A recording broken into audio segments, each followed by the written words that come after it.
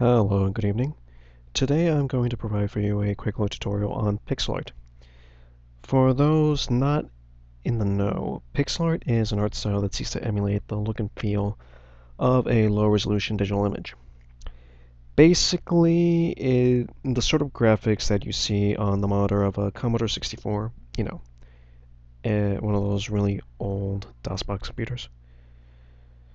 Or on your television screen if you were to be playing a Super Nintendo console or an NES or a Sega. Those kinds of old video games. This won't necessarily be a step-by-step tutorial, more so it'll be a series of tips to keep in mind when starting your pixel art image.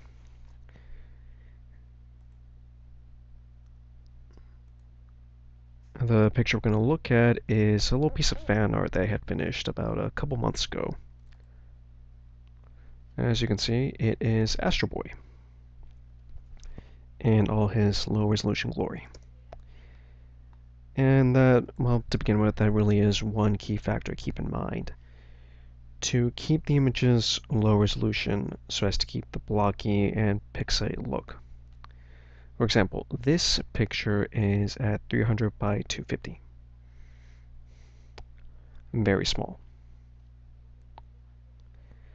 And as you can see, it seems to be made up of small individual square pixels, far more pronounced than they would be on, well, a typical digital photograph. You can think of pixel art as basically a digital mosaic. As you can see, it fits perfectly within the grid here. And for all intents and purposes, it really is a digital mosaic. You are basically working with each and every square to control the grid, control the distribution of the pixels, and form one coherent, cohesive image. The results aren't perfect, but then again, that isn't really the objective of pixel art. You're trying to achieve a certain sort of aesthetic here. As you can see, the curves are a bit flawed. And you can certainly see some blockiness in certain parts. It's very, very important to be able to control the grid.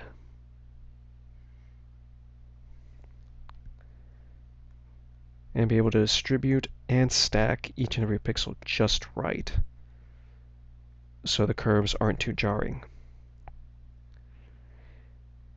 This might seem a little daunting to have to be able to work with every single dot, and it is, honestly. And that brings us to our next tip. Basically, so as not to be overwhelmed, you have to keep, well, at least in my experience, you have to keep the color palette somewhat limited. For example, Astro Boy here only has about 7 shades of blue, maybe 6. And the background is one shade of very light beige. Beige, I mean.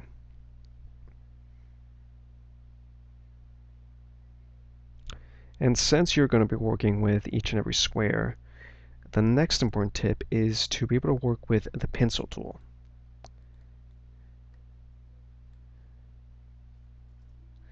The pencil tool is recommended over the paintbrush tool because, well, it fills in pixels perfectly and cleanly. Whereas the brush tool, well, it's anti-aliased. Sure, you can paint with it, but it's going to leave these semi-transparent pixels around the streak. And really, you don't want that. Like I said, it's daunting enough to work with the entire grid, to be able to control the entire grid as it is. And my advice to keep the color palette limited comes from, trying to save the user trying to save the artist a few headaches. These anti-alias pixels, these semi-transparent pixels, really only make the job harder, especially if you're trying to select. As you can see, the marquee wraps around perfectly on the marks made by the pencil, not so much on the mark made by the brush.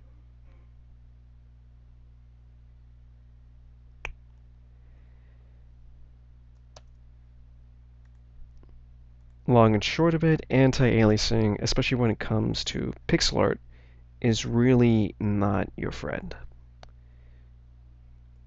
If you are going to make any sort of gradual transitions, you may as well just choose a slightly different off color.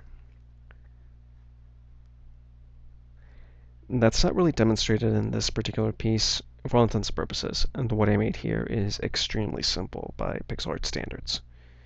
And as you can see, not entirely perfect.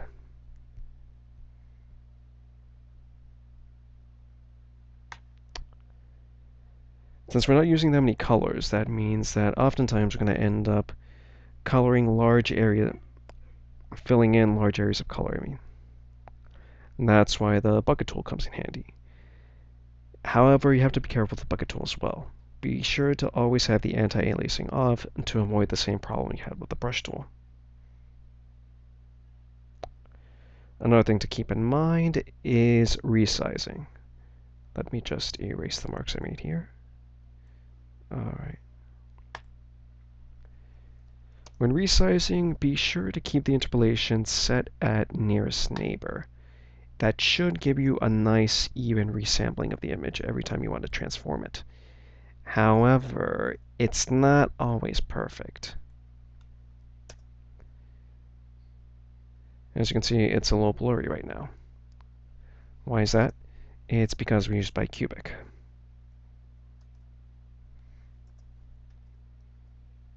Let me just go back.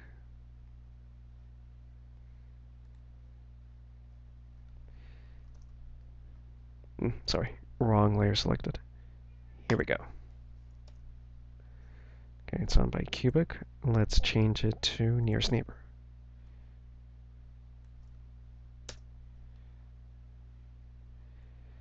However, that doesn't guarantee that the results are going to be perfect. Now, let's see if the door swings both ways.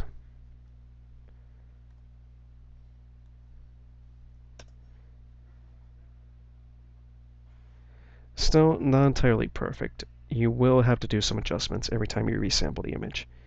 However, the important thing is that it doesn't end up blurry like it did with the bicubic transformation.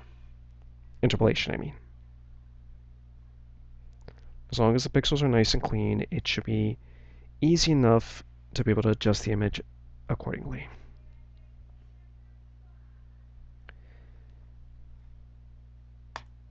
And as far as advice, that is really all I have to say.